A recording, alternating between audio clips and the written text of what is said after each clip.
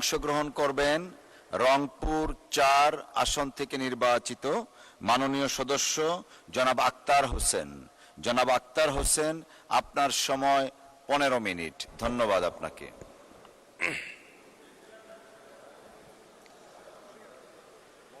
মাননীয় স্পিকার, আপনাকে ধন্যবাদ। আজকে আমরা 2026 এবং 27 অর্থ বছরের বাজেট নিয়ে পর্যালোচনার জন্য এখানে বসেছি। ঠিক সেই সময়টাতে আমাদের অর্থনীতির বর্তমানে কি হালত সেটা আমাদের একটু দেখে আসা প্রয়োজন। আমরা যদি বিগত দিনে আওয়ামী লীগের সময়কালটা আমরা খেয়াল করে দেখি, একটা শ্বেতপত্র প্রকাশিত হয়েছে। সেই শ্বেতপত্র বলছে যে বাংলাদেশ থেকে আওয়ামী লীগের সময়কালে $240 বিলিয়ন, যেটা টাকার অঙ্কে প্রায় 30 লক্ষ টাকা বাংলাদেশ থেকে সেটাকে পাচার করা হয়েছে। এত বিশাল 30 লাখ কোটি টাকা এটা বাংলাদেশ থেকে পাচার করা হয়েছে। এত বিশাল একটা অঙ্ক বাংলাদেশ থেকে পাচার হয়ে গেছে। দেশের অর্থনীতিটা এখন একটা ঝুপড়ির মতো আছে, যে ঝুপড়িতে আসলে টাকা পয়সা নাই, একটা খালি একটা জায়গার মধ্যে আমরা আছি। এটা আরো সত্য হয় সেই সময়টাতে যখন আমরা দেখি যে বাংলাদেশের আসলে ঋণের পরিমাণটা কত। এ সরকার যখন দায়িত্ব গ্রহণ করে সে তখন ঋণের পরিমাণটা ছিল 23 লাখ কোটি টাকার মতো, কিন্তু এই কয়েক মাসেই এই ঋণের পরিমাণ কিন্তু আরো 1 লাখ কোটি টাকার উপরে বেড়ে এখন 24 লাখ কোটি টাকা এটা রূপান্তরিত হয়েছে। অর্থাৎ সরকার ক্ষমতা গ্রহণ করার পরে মাঝখানের এই 4 মাস সময়কালে আরো 1 লক্ষ কোটি টাকা ঋণের জালে দেশকে কিন্তু বেঁধে ফেলা হয়েছে। মাননীয় স্পিকার, আমরা যদি খেলাপি ঋণের দিকে তাকাই, আমাদের লাখ লাখ টাকা এটা খেলাপি ঋণের মধ্যে আছে। এমনকি এই অবস্থা হয়ে আছে যে আমাদের এই সংসদের 2 জন সংসদ সদস্য তারা এখনো পর্যন্ত শপথ গ্রহণ করতে পারেন নাই, কারণ তারা এখনো পর্যন্ত কোর্টে এই খেলাপি ঋণের ইস্যুর মধ্যে তারা আটকে আছেন। এখনো পর্যন্ত সরকারি দলের তরফ থেকে কিন্তু সে ব্যাপারে কোনো ব্যাখ্যা বিশ্লেষণ এখনো পর্যন্ত আনা হয় নাই। অর্থাৎ এই খেলাপি ঋণের যে বিষয়টা সেটা আমাদের অর্থনীতিকে একেবারে পঙ্গু অবস্থায় নিয়ে গেছে। আমরা আমাদের মূল্যস্ফীতি মুদ্রাস্ফীতির যদি দিকে তাকাই, এটা 2 অঙ্কের ঘরে আছে, 10% কাছাকাছি। আমরা আমাদের জিডিপির দিকে যদি তাকাই, আমাদের জিডিপি এটা 4% একটুখানি বেশি অবস্থায় আছে প্রবৃদ্ধির হার। এমন একটা অবস্থায় আমরা এসে আমাদের এই বাজেটটা ঘোষণা করছি, যে সময়টাতে আমরা বলছি যে বাজেটটা ঘোষণা হওয়ার পরে জিনিসপত্রের দাম বাড়ে নাই, যেটা সরকারি দলের দাবি। কিন্তু বাস্তবতা হলো এই বাজেটটা ঘোষণা করার আগেই সরকার তার এই 3 মাসের সময়কালের মধ্যেই 2 দফায় তারা বিদ্যুৎ এবং জ্বালানির দাম তারা বৃদ্ধি করেছেন। এবং যখন বিদ্যুৎ এবং জ্বালানির দাম বৃদ্ধি করা হয়, পাশাপাশি এই জিনিসটা পরিবহন সেক্টরে যেমন প্রভাব ফেলে, তেমনি করে উৎপাদনের ব্যয় বৃদ্ধি করে সমস্ত জিনিসপত্র দিতে দামগুলো বৃদ্ধি হয়ে যায়। মাননীয় স্পিকার, অর্থাৎ সরকার শুধু বাজেট ঘোষণা করার পরে জিনিসের দাম বেড়েছে ব্যাপারটা এমন নয়। সরকার ক্ষমতা গ্রহণ করার পরেই বাজেট ঘোষণার আগে থেকেই জিনিসপত্রের দাম বাড়ানোর যে মেকানিজম সেটা শুরু করেই বাজেট ঘোষণায় বসেছে। মাননীয় স্পিকার, আমরা যদি সরকারের এই অর্থনৈতিক সেক্টরগুলোতে আমরা যদি বিদেশ থেকে ঋণ নিয়ে আসার যে প্রক্রিয়া সেটার দিকে আমরা যদি তাকাই, আমরা দেখলাম যে সরকার IMF এর কাছ থেকে, বিশ্ব ব্যাংকের কাছ থেকে তারা ঋণ নিয়ে আসতে চায়। কিন্তু গত বসন্তকালীন বৈঠকে যখন আমাদের অর্থমন্ত্রী তিনি আমেরিকায় গিয়েছিলেন, সেখানে কিন্তু IMF কোনো ঋণ ছাড় করতে চায় নাই। কেন চায় নাই? কারণটা হলো IMF চেয়েছিল বাংলাদেশে অর্থনৈতিক খাতগুলোতেও একটা বড় ধরনের সংস্কার আসুক। কিন্তু আমরা খেয়াল করে দেখলাম কি, অর্থনৈতিক খাতগুলোতে কোনো ধরনের সংস্কার, সেটা তো অন্য কোনো বিষয়ে তো সংস্কার হচ্ছে না, অর্থনৈতিক বিষয়গুলোতে কোনো ধরনের সংস্কারের ব্যাপারে বিএনপি সরকারের তরফ থেকে কোনো ইতিবাচক সাড়া ছিল না। এতদিনে এসে তারা NPR এর নীতি এবং এটা ব্যবস্থাপনা সেই জিনিসগুলোকে আলাদা করার কথা বলছে। কিন্তু এই বিষয়টা কিন্তু অন্তর্বর্তীকালীন সরকারের সময়টাতে একটা অধ্যাদেশ তখন পাশ করা হয়েছিল। সেই অধ্যাদেশ এই সংসদে প্রেজেন্ট করা হয়েছিল, কিন্তু সরকার ক্ষমতা গ্রহণের পরে সেই অধ্যাদেশটাকে কিন্তু ল্যাপস করে দিয়েছে, সেই অধ্যাদেশটাকে কার্যকর করতে দেয় নাই। যদি সরকার সেই সময়টাতেই যদি সংস্কারের বিষয়গুলোকে মেনে নিত, যদি আর্থিক ব্যবস্থাপনার সংস্কারগুলো হয়ে যেত, সেক্ষেত্রে হয়তো বিদেশে যে ঋণের ক্ষেত্রে গিয়ে আমাদের অর্থমন্ত্রীকে খালি হাতে ফিরে আসতে হলো, সেই রকম ধরনের পরিস্থিতিতে আমাদেরকে নাও পড়তে হতো। মাননীয় স্পিকার, আমরা যদি আমাদের ব্যাংক খাতের দিকে তাকাই, ব্যাংক খাতে এক ধরনের অরাজকতা চলতেছে। শুধু ইসলামী ব্যাংকের ব্যাপারে আমি বলবো না, ইসলামী ব্যাংকে কি ধরনের অরাজকতা চলছে এটা আপনারা সকলেই জানেন।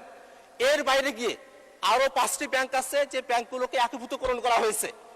অত্যন্ত দুঃখের বিষয়, এই 5টি ব্যাংক যেটাকে একীভূতকরণ করা হয়েছে, এই ব্যাংকগুলো যেসব আগের মালিকদের কাছে ছিল, তারাই সেখান থেকে লুটপাট করে টাকা পয়সা পাচার টাচার করে এই ব্যাংকগুলোকে একেবারে দেউলিয়ার পর্যায়ে নিয়ে গেছে, খালির পর্যায়ে নিয়ে গেছে। সেই ব্যাংকগুলোতে যাতে করে পূর্বের মালিকেরা আবারও বহাল হতে পারেন এমন ধরনের একটা আইন এখানে পাশ করা হয়েছে। যে ব্যাংক রেজুলেশন আইনটা পাশ করা হলো, সেই ব্যাংক রেজুলেশন আইনের 18 নম্বর ধারার মধ্যে এই জিনিসটা বলা হলো যে এই ব্যাংকের মালিকেরা যারা আছেন তারা যদি 7.5% টাকা তারা যদি ব্যাক করতে পারেন তাহলে তাদের কাছে আবারও ব্যাংকের মালিকেরা বুঝায় দেওয়া হবে। আমাদের প্রশ্ন হলো মাননীয় স্পিকার, যেসব মালিকেরা এই ব্যাংকগুলোকে দেউলিয়া করেছে, টাকা পাচার করেছে, এই ব্যাংকগুলো থেকে লুটপাট করেছে, সেই মালিকগুলোর কাছেই মাত্র 7.5% টাকার কথা বলে ব্যাক দেওয়ার কথা বলে আবারও সেই মালিকদের কাছেই ব্যাংকগুলোকে পুনরায় ফিরিয়ে দেওয়ার ফায়দা কি হতে পারে সেটা আমাদের মাননীয় অর্থমন্ত্রী যদি আমাদেরকে বলেন তাহলে আমরা এই সংসদে কৃতজ্ঞ থাকতে পারি। মাননীয় স্পিকার, আমরা যদি আমাদের মোটা দাগে এখন বাজেটের দিকে যদি আমরা তাকাই, একটা বিশাল বড় বাজেট দেওয়া হয়েছে। এই বাজেটে 9,38,000 কোটি টাকার যে বাজেট, সেই বাজেটের মধ্যে 6,95,000 কোটি টাকা সেটার কথা বলা হয়েছে যে এটা আদায় করা সম্ভবপর হবে। এখানে ঘাটতি থেকে যাবে 2,43,000 কোটি টাকার মতো। কিন্তু আমরা যদি এই 6,95,000 কোটি টাকা যেটা আদায় করা হবে বলা হচ্ছে সেটার দিকে যদি আমরা তাকাই তাহলে দেখব এনপিআর কে দেওয়া হয়েছে যে 6,04,000 কোটি টাকা এনপিআর আদায় করবে। কিন্তু এনপিআর এর যদি আমরা পাস্ট রেকর্ডগুলো দেখি 2024-25 অর্থ বছরে এনপিআর মাত্র 369 লাখ কোটি টাকা তারা এখানে আদায় করতে পেরেছিল, এবং এই বছর যেটা চলতি অর্থ বছর সেখানে মাত্র 3.5 লাখ কোটি টাকার মতো তারা আদায় করতে পেরেছে। যে এনপিআর 4 লক্ষ কোটি টাকায় আদায় করতে পারে না, সে এনপিআর এর উপরে যদি 6 লক্ষ কোটি টাকার বোঝা চাপিয়ে দেওয়া হয় এবং যদি তৃপ্তির ঢেকুর তোলা হয় যে আমাদের ঘাটতি কম আছে, তাহলে কিন্তু সেটা জনগণের সঙ্গে এক ধরনের প্রতারণা করার শামিল। মাননীয় স্পিকার, কারণ আমরা দেখতেছি এখনই 2,43,000 টাকার ঘাটতি আছে।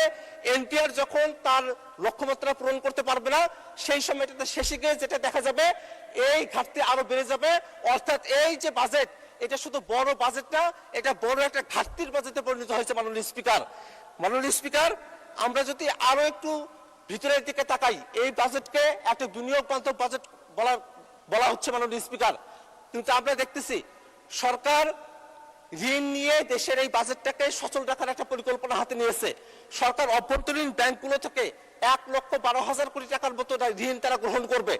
সরকার যদি ব্যাংকগুলোর কাছ থেকে ঋণ গ্রহণ করে তাহলে প্রাইভেট সেক্টরে বিনিয়োগ হবে না, প্রাইভেট সেক্টরে লোন ডিসপার্স হবে না, এবং যার কারণে কিন্তু অর্থনীতি একটা স্থবির অবস্থায় এসে দাঁড়াবে, একটা ক্রাউডিং ইফেক্ট একটা তৈরি হবে, যার কারণে আমাদের এখানে বিনিয়োগ হবে না, কর্মসংস্থান হবে না। যে বাজেটটাকে বলা হচ্ছে যেটা বিনিয়োগ বান্ধব বাজেট, সেই বাজেটের মধ্যে ক্রাউডিং ইফেক্ট তৈরি করার মতো পদ্ধতি রেখে ব্যাংকগুলো থেকে অর্থ সরকার আদায় করে নিবে, সরকার নিয়ে যাবে, এবং তার কারণে এখানে প্রাইভেট সেক্টর যারা আছে তারা কোনোভাবেই সেখান থেকে উপকৃত হবে না। এই কারণে এই যে একটা বাজেট ঘোষণা করা হয়েছে সেই বাজেটটা বিনিয়োগ বান্ধব তো নয়, বরং বিনিয়োগের পরিপন্থী একটা বাজেটে পরিণত হয়েছে। মাননীয় স্পিকার, আমরা যদি এই বাজেটের আয়করের দিকে একটু তাকাই, আয়করের ক্ষেত্রে 3,75,000 টাকা করা হয়েছে, 25,000 টাকা বাড়িয়ে দেওয়া হয়েছে, যেটা এখানে এটার উপরে আয়কর বসানো হবে না।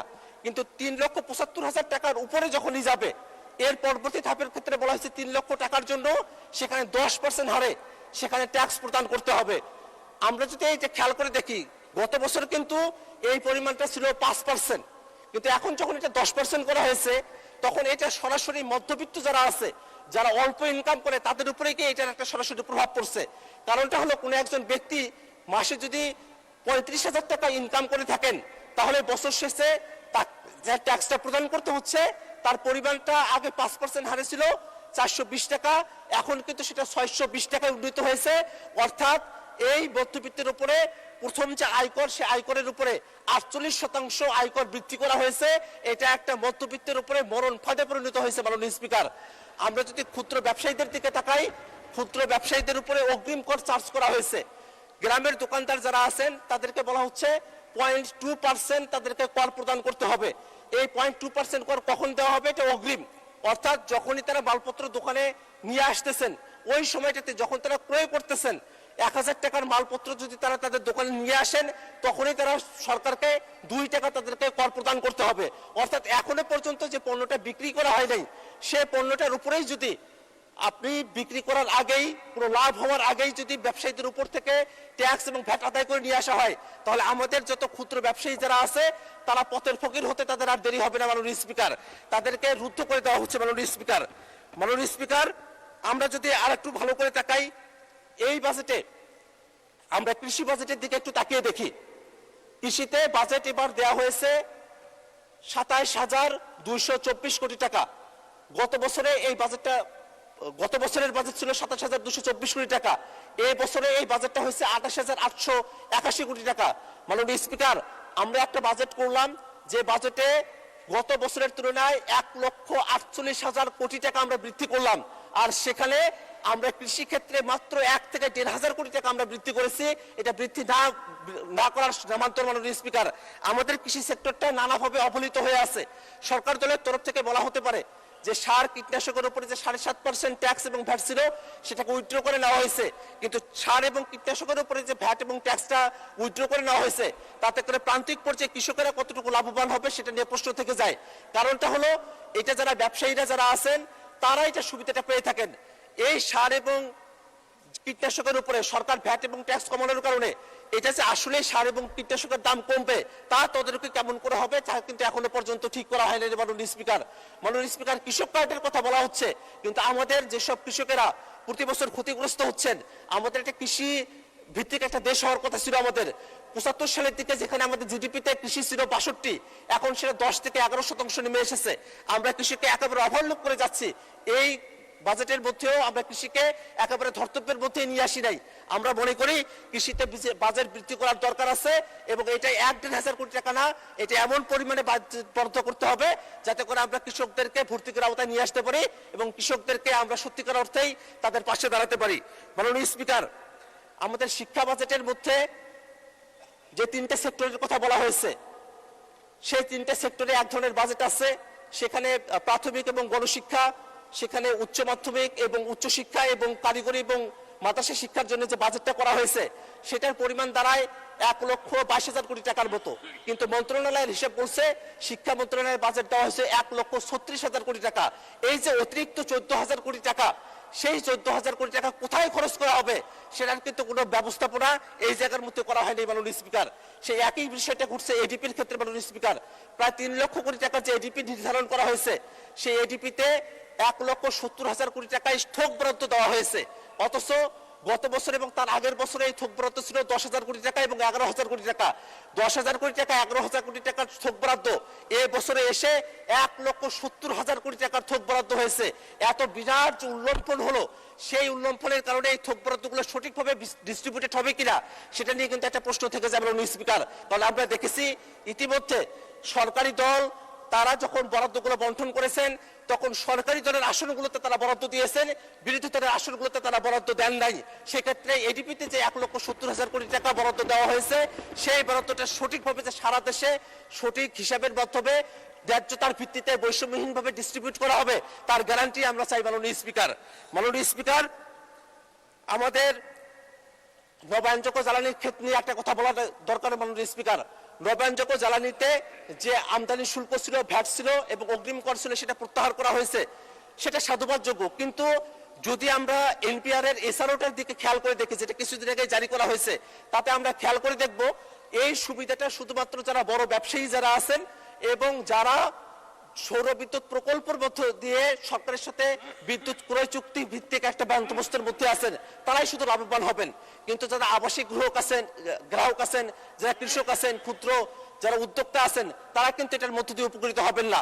এই কারণে আমরা মাননীয় অর্থমন্ত্রীর কাছে আমরা এই বিষয়টা জানতে চাই যে আমাদের প্রান্তিক পর্যায়ে যাতে একজন তরুণ যিনি একজন উদ্যোক্তা হয়েছেন, একজন কৃষক এবং একজন আবাসিক গ্রাহক, তারাও যাতে নবায়নযোগ্য এই যে জ্বালানিতে ভ্যাট প্রত্যাহার করা হয়েছে সেই সুবিধাটা পায়, সেই ধরনের একটা ব্যবস্থাপনা যেন অর্থমন্ত্রী করেন, সে কারণে অর্থমন্ত্রীর দৃষ্টি আকর্ষণ করছে। মাননীয় স্পিকার, মাননীয় স্পিকার, আমরা ভোটার আগে আমাদের এই বাজেটের মধ্যে এমন অনেকগুলো বিষয় আমরা দেখেছি, সময় তো শেষের দিকে চলে এসেছে, আর অনেকগুলো বিষয় বলার মতো হয়তো অবস্থায় থাকবো না, কিন্তু সামাজিক নিরাপত্তার যে খাতটা বৃদ্ধি করা হয়েছে সামাজিক নিরাপত্তা খাতের মধ্য দিয়ে আমরা যদি একটা অলস অর্থনীতি তৈরি করতে চাই, তাহলে আমাদের জন্য এটা দিন শেষে এটা ক্ষতির একটা কারণ হতে পারে। মাননীয় স্পিকার, আমাদের এখনকার সংকট কর্মসংস্থানের সংকট, কিন্তু কর্মসংস্থানের ব্যবস্থা না করে শুধু যদি প্রণোদনার মধ্য দিয়ে জাতিকে যদি স্থবির রাখার, অর্থাৎ জাতি তার কাছে কিছু প্রণোদনা দেওয়া হলো, যেটা আবার সবার কাছে সমানভাবে পৌঁছাবে কিনা তারও এখনো পর্যন্ত গ্যারান্টি নাই। আর কর্মসংস্থানের ব্যাপারগুলোতে, বিনিয়োগের ব্যাপারগুলোতে যদি এই জায়গাটাতে একটা কমতি থেকে যায়, সেক্ষেত্রে কিন্তু আমরা জাতিকে অগ্রসর করতে পারবো না। মাননীয় স্পিকার, আমি আপনার সময় তো শেষ। আচ্ছা, 2 মিনিট দেয়া হলো, ধন্যবাদ। মাননীয় স্পিকার, আমাদের যে রংপুর অঞ্চল আছে, আমাদের রংপুর অঞ্চল আমরা বরাবরের মতো অবহেলিত। এই রংপুর অঞ্চল নিয়ে এই বাজেটের মধ্যে তেমন কোনো সুখকর বিষয় নাই। বরং আমি দেখলাম যে আমাদের রংপুর অঞ্চলে হাটিকন্ডল এলাকা রংপুরের যে মহাসড়ক যেটা ছিল, সেখানে যে বরাদ্দটা দেওয়া হয়েছিল গত বছর, তার তুলনায় এবছর আরো বরাদ্দ কমিয়ে দেওয়া হয়েছে, বরাদ্দ সেখানে হ্রাস করা হয়েছে। আমাদের তিস্তা মহাপরিকল্পনা, সেটার আলোচনা এখনো পর্যন্ত এই বাজেটের মধ্যে কোথাও কোনোভাবেই প্রাসঙ্গিক হয়ে উঠতে পারে নাই। আমরা চাই আমাদের রংপুর অঞ্চলে, আমরা দীর্ঘ সময় ধরে বৈষম্যের শিকার হয়ে আছি, আমাদের উন্নয়ন বরাদ্দ এত কম গোটা রংপুর বিভাগের জন্য, এটা মাত্র 1% পর্যবেসিত হয় প্রায় বছরগুলোতে। আমরা চাই যে আমাদের উন্নয়ন বরাদ্দগুলো বৃদ্ধি করা হোক। রংপুর অঞ্চল অবহেলিত অঞ্চল, সেই অঞ্চলটা সামনের দিকে এগিয়ে যাক। মাননীয় স্পিকার, আমি বক্তব্যের একেবারে শেষ প্রান্তে এসেছি। আমাদের মাননীয় অর্থমন্ত্রী তার যখন বক্তব্য দিয়েছিলেন, সেই বক্তব্যে 234 পৃষ্ঠার বক্তব্যের মধ্যে একেবারে দ্বিতীয় পৃষ্ঠার মধ্যেই তিনি বলেছিলেন যে এই অর্থনৈতিক যে বিপর্যয় চলছে, সোশ্যাল ফ্যাব্রিকের যে ক্ষতিটা হয়েছে, এখান থেকে যদি আমরা পুষে উঠতে চাই, তাহলে অবশ্যই আমাদেরকে রাজনৈতিক সংস্কার করতে হবে। কিন্তু মাননীয় স্পিকার, সেই রাজনৈতিক সংস্কার কি আমরা সরকারি দলের মধ্যে দেখতে পাই? মাননীয় স্পিকার, জনগণ গণভোটের রায় দিল, জনগণ এখানে সংবিধান সংস্কার পরিষদ গঠনের জন্য রায় দিল, এখনো পর্যন্ত সরকারি দল সংবিধান সংস্কার পরিষদের কথা তারা বলছে না। জনগণ স্বাধীন বিচার বিভাগের জন্য রায় দিয়েছে, এখনো পর্যন্ত সরকার দল সেটার ব্যাপারে কিছু বলছে না। আমরা যদি সুশাসন নিশ্চিত করতে না পারি, গণতন্ত্র নিশ্চিত করতে না পারি, সংস্কার যদি বাস্তবায়ন করতে না পারি, IMF এর কাছ থেকে আমাদের অর্থমন্ত্রীকে যেমন করে ফিরে আসতে হয়েছিল, সংস্কার বাস্তবায়ন করতে না পারলে বিরোধী দল, সরকারি দলকেও জনগণের কাছ থেকে ফিরে আসতে হবে। মাননীয় স্পিকার, অতএব আমরা সরকারের কাছে দাবি জানাবো, বাজেট বাস্তবায়ন করার সময় অবশ্যই জনগণের যে রায়, গণভোটের রায় বাস্তবায়ন করে সংবিধান সংস্কার পরিষদ গঠন করে তার মধ্য দিয়েই সঠিক পর্যালোচনার ভিত্তিতে আমরা সামনের দিকে এগিয়ে যাব। এই আহ্বান রেখে আমার বক্তব্য আমি শেষ করছি। আসসালামু আলাইকুম। ধন্যবাদ মাননীয় সদস্য।